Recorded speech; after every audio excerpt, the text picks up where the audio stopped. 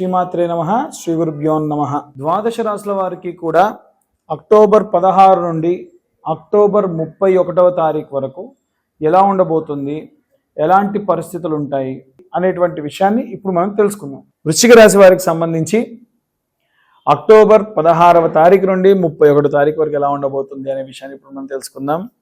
ముఖ్యంగా వృశ్చిక రాశి అనగానే గత ఎపిసోడ్లో కూడా మనం క్లియర్గా చెప్పుకున్నాము, వీరి యొక్క లక్షణాలు అత్యంత క్లిష్టమైన పరిస్థితులను కూడా హ్యాండిల్ చేయగలరు అని చెప్పి. కొంతమంది ఏమో అవునండి మీరు చెప్పింది కరెక్టే, అసలు చాలా దారుణమైన సిచ్యువేషన్స్ని ఫేస్ చేసే కాబట్టి ఈరోజు బాగున్నా అనే వాళ్ళు ఉన్నారు.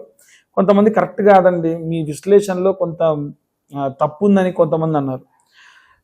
మనకు ఒక రాశి దాని యొక్క లక్షణాలు నేను డిసైడ్ చేసిందో నేను కొంచెం ఏదో విపులంగా చెప్తున్నాను అంతే తప్ప, సాధారణంగా ఏంటంటే ఎంతోమంది ఋషులు మునులు వీటి గురించి డిస్క్రిప్షన్స్ చాలా చోట్ల రాసున్నాయి.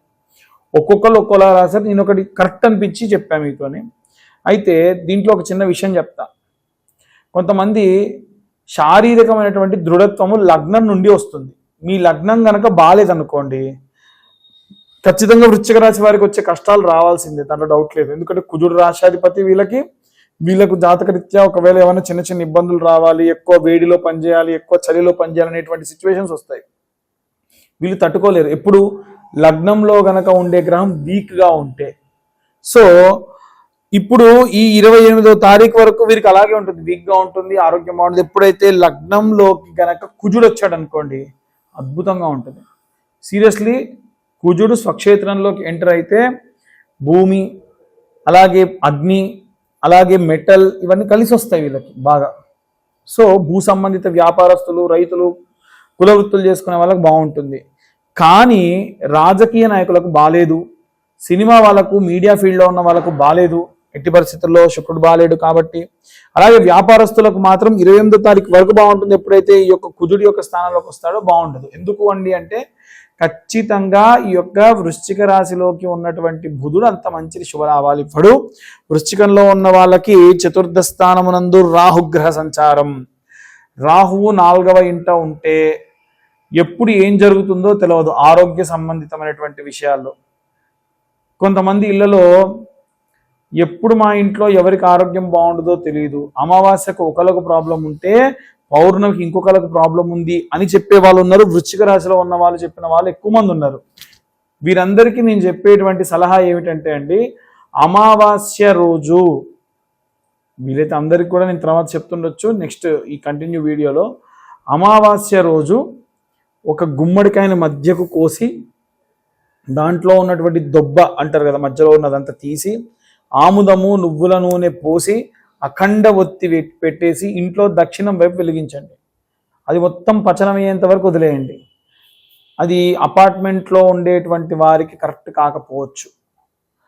అపార్ట్మెంట్లో ఉన్న వాళ్ళకైనా సరే మీకు ఒకవేళ వాష్ ఏరియా ఉంటే ఏదైనా ఒక సాయంత్ర సమయంలో, అసుర సంధ్యా సమయంలో వెలిగించండి, సరిపోతుంది.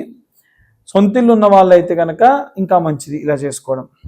దీని వలన ఏవైనా విపరీతమైనటువంటి నరఘోష, నరపీడితములు, ఏవైనా సరే దృష్టి దోషములు, ఏవైనా చెదురుబాట్లు దాటినా సరే వెంటనే దాని యొక్క దుష్ప్రభావం నుంచి బయటపడతారు. అలాగే ఈ యొక్క వృశ్చిక రాశి వారికి రాహు 4వ స్థానంలో ఉంటే కూడా ఇలాంటి పని చేస్తే మంచిది. పంచమంలో శని ఎప్పుడు కూడా ఏంటంటే విపరీతమైనటువంటి భయాన్ని ఇస్తాడు, ఏదో కోల్పోతున్నాము అనేటువంటి భావం. చాలామంది అండి వాళ్ళ రిలేషన్ని వాళ్ళే బ్రేక్ చేసుకుంటారు. అసలు సందర్భం లేదు, ఏదో భయం, మా నాన్న వద్దంటాడేమో, మా అమ్మ వద్దంటుందేమో, అమ్మో నాకు ఇది వద్దు, నేను వెళ్ళిపోతా, నేను ఈ రిలేషన్షిప్ని బ్రేక్ చేస్తా. లేదా కొంతమంది వివాహమైన తర్వాతకి వాళ్ళ గతంలో జరిగిన కొన్ని విషయాలు వీళ్ళకి తెలుస్తాయేమో. ఈ లేనిపోని భయాందోళనల వల్ల రిలేషన్షిప్స్, పెళ్ళైన వాళ్ళు, ప్రేమించుకుంటున్న వాళ్ళు బ్రేకప్లు అవుతూ ఉంటాయి. సో ఒకసారి ప్రశాంతంగా ఆలోచించండి, ఎందుకు ఇలా నా మనస్సు ప్రేరేపితం అవుతుంది అనేటువంటి విధంగా ఆలోచించండి. ఖచ్చితంగా మీకు మంచి రిజల్ట్ అనేటువంటిది వస్తుంది. అలాగే ఈ యొక్క వృశ్చిక రాశిలో ఉన్నటువంటి వారికి ఏకాదశ, దశమ స్థానాల విషయానికి వస్తే కేతుగ్రహ సంచారం, 9వ స్థానంలో గురువు, నవమ స్థానంలో గురువు ఎప్పుడు కూడా మంచి విద్యని మంచి ఎక్స్పీరియన్స్ని ఇస్తాడు, దాంట్లో ఎటువంటి సందేహం లేదు. అలాగే వీరికి అనుకోని తలవని తలంపుగా ప్రత్యేకంగా ఏదో ఒక ఆఫర్ రావడం కూడా జరుగుతుంది ఈ 15 రోజుల్లో. ఇవన్నీ కూడా గోచార రీత్యా చెప్పేటువంటి విషయంలో మాత్రమే. పూర్తిగా మీ జాతకం విశ్లేషణగా కావాలి అని అంటే మీ పేరు, మీ date of birth, time, place కింద ఉన్న నెంబర్కి వాట్సాప్ చేయండి. 2025 రూపాయలు ఛార్జ్ చేస్తాం. దేనికి అంటే ఖచ్చితంగా మేము 3 గంటల సమయం పడుతుంది జాతకం కోసం కాబట్టి. అలాగే అన్ని వర్గాల వారికి సంబంధించి ఏ మంత్రం చదవాలి, రెమెడీ తీసుకోవాలనే విషయాన్ని కూడా ఇప్పుడు మనం తెలుసుకుంటాం. ఇప్పటి వరకు మనము అక్టోబర్ 16వ తారీఖు నుండి 31వ తారీఖు వరకు ఉన్నటువంటి గ్రహ సంచార రీత్యా అన్ని విషయాలు కూడా చెప్పడం జరిగింది. విశేషంగా మీరందరూ కూడా ఏదైనా మంత్రం చదివితే మంచిది అనుకుంటే క్లిష్టమైనటువంటి పరిస్థితుల్లో ఉన్నారనుకోండి, మనకు కొన్ని రకాలైనటువంటి దారుణమైనటువంటి దుష్టగ్రహాల వల్ల ఇబ్బంది అనుకున్న వాళ్ళు కొంతమంది ఉంటారు. ప్రత్యేకంగా చేసుకుంటే ఆరోగ్యరీత్యా బాగుండదు, ఆర్థిక రీత్యా బాగుండకుండా కొంతమంది ఉంటారు. వీటన్నిటికీ సంబంధించి హనుమద్ భడబారణ స్తోత్రం అని ఉంటుంది. ప్రతిసారి నేను రాసి కింద డిస్క్రిప్షన్లో ఇస్తున్నా, ఇవన్నీ చెప్తున్నా కదా, నిజంగా చెప్తున్నానండి. హనుమద్ భడబారణ స్తోత్రం కనుక ఎవరైనా ఒక్కసారి వినండి, జస్ట్ ఇంకా వీలైతే యూట్యూబ్లో హనుమద్ భడబారణ స్తోత్రం బై రస్రాజ్ మహారాజ్ అని ఒక ఆయన ఉన్నాడు. ఆయన ఓం హం హం హం హం హనుమంత ఇలాంటివి షార్ట్స్లో చాలా వచ్చి వినుంటారు మీరు. ఆ గొంతుతో పాడతాడు, అద్భుతంగా ఉంటుంది. మీరు ట్రావెలింగ్లో ఉన్న రోజు ఒకసారి అది విన్నా చాలా మంచి ప్రశాంతత లభిస్తుంది. ఎన్నో అద్భుతమైనటువంటివి ఉన్నాయి, కానీ హనుమద్ భడబారణ స్తోత్రం అనేటువంటిది చాలా మంచి శక్తినిస్తుంది. ఒకటి. రెండవది, ఆడవాళ్ళు నిత్యము కూడా దుర్గా కవచం చదవండి. మీరు ఒకవేళ డేట్లో ఉన్నప్పటికీ మనసులో ఆ యొక్క దుర్గా కవచం పఠనం ఒకసారి చేయండి, చాలా మంచి సత్ఫలితం ఉంటుంది. బయటికి చదవద్దు, డేట్లో ఉన్నప్పుడు మనసులో స్మరించవచ్చు, ఎటువంటి సందేహం లేదు, దోషం లేదు. నిత్యము కూడా ఒకసారి దుర్గా కవచం పొద్దున, మధ్యాహ్నం, సాయంత్రం చదివితే చాలా మంచిది. డబ్బు పరంగా చాలామంది అడుగుతున్నారండి, మాకు డబ్బు కావాలండి. రెండే విషయాలు, మీరు ఐశ్వర్యవంతులు కావాలా, ధనవంతులు కావాలా? ఐశ్వర్యవంతులు అంటే సంపాదించిన సంపాదన ఇంటి దాకా రావడం, అప్పులు కాకపోవడం, కడుపునిండా తినడం, కంటినిండా నిద్రపోవడం, వీలైతే ఒకటికి ఇచ్చే స్టేజ్లో ఉండడం. దీన్ని ఐశ్వర్యవంతుడి లక్షణం అంటారు. పిల్లా పాపలకు లోటు లేకుండా మంచిగా ఇంటికి రాగానే పిల్లలు మంచిగా ఆనందంగా సంతోషంగా ఉండడం, ఏ రోగాలు లేకుండా ఉండడం.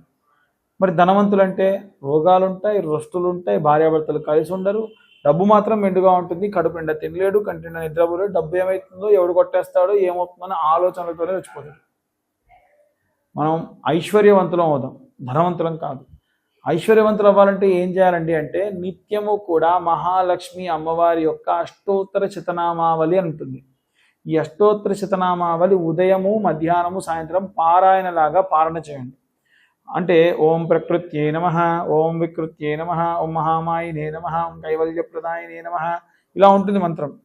ఈ మంత్రము అలా నిత్యము కూడా చేయండి 108 సార్లు.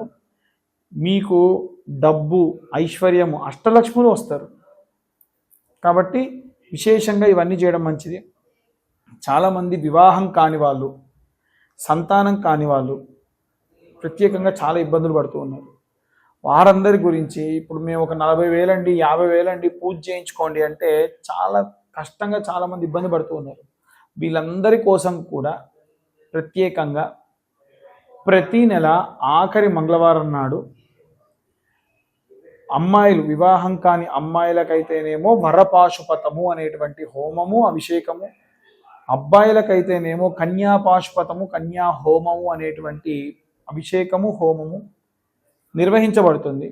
ఇది సామూహికమే, కానీ ఎవరికి వాళ్ళకే శివలింగం ఉంటుంది, ఎవరికి వాళ్ళకే హోమం కూడా ప్లాన్ చేస్తాం. లేదంటే 9 మంది ఉన్నారంటే ఒకే హోమగుండంలో ఒక దిక్కుకు 3 చొప్పున కూర్చోబెట్టి 9 మందితో హోమం కూడా చేయిస్తారు. ప్రత్యేకంగా ఇలా చేయడం వలన ఖచ్చితంగా వివాహం కాని వాళ్ళకు వివాహం అవుతుంది. సంతానం కాని వాళ్ళకు కూడా సంతాన పాశుపతం అని ఉంటుంది. సంతాన పాశుపతం శివుడికి అభిషేకం, తర్వాతకి హోమం కూడా ఉంటుంది. ఈ పూజాది క్రతువులకు, అర్చకులకు, పూజా సామాన్యులకు అంతా కలిపి 15,000 రూపాయలు మాత్రమే. ఇవి అర్చకుల యొక్క అంటే ఇద్దరు అర్చకులకి సామాగ్రికి అంతా కూడా ఇందులోనే తీసుకోవడం జరుగుతుంది, వేరే తీసుకోం. ఈ నెల అయితే అక్టోబర్ 28వ తారీఖు ఉంటుంది. ఆసక్తి కలవారు ఎవరైనా సరే కింద ఉన్న నెంబర్కు కాంటాక్ట్ చేసి మీరు ఈ యొక్క పూజలో పాల్గొనవచ్చు. సర్వే జనా సుఖినో భవంతు. స్వస్తి.